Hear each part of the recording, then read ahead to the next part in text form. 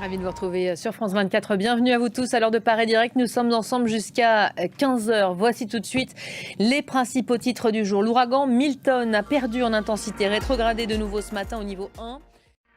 Milton s'est donc abattu cette nuit sur la Floride. L'ouragan, redouté comme l'un des plus destructeurs du siècle, a encore perdu ce matin en puissance.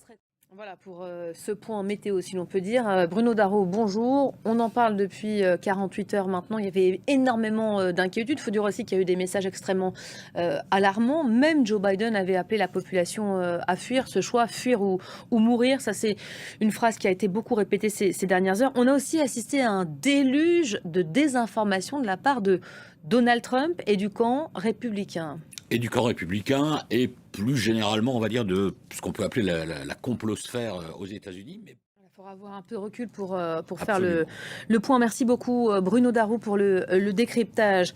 Voilà pour Milton, elle aussi a baissé en intensité. C'est la dépression Kirk qui continue toutefois de balayer la France. Après avoir traversé l'Île-de-France hier soir en direction du nord-est, les pluies sont un peu moins fortes, mais la précaution reste de mise. La Seine-et-Marne reste en vigilance rouge crue.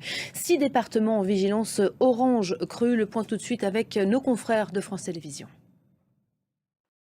Et après le passage de Kirk, le trafic ferroviaire également a été interrompu ou perturbé sur plusieurs lignes locales dans 5 régions de France. Les voies par endroits étaient en partie inondées ou bloquées par des chutes d'arbres. Le bâtiment Chabon-Delmas de l'Assemblée nationale également s'est retrouvé infiltré par les eaux des... Après le gouvernement, c'est l'Assemblée qui prend l'eau. Voilà pour l'ambiance. Alors que les parlementaires se préparent à accueillir le projet de budget 2025, le gouvernement français dévoile aujourd'hui son plan.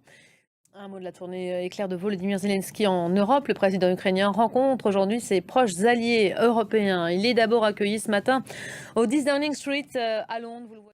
Avant de nous quitter, la fin d'une ère pour le tennis mondial. La légende espagnole Rafael Nadal annonce sa retraite. Le joueur âgé de 38 ans disputera une dernière Coupe Davis en novembre. Merci beaucoup à tous, a-t-il écrit sur son compte X ce matin en une douzaine de langues. Voilà pour l'essentiel de l'actualité.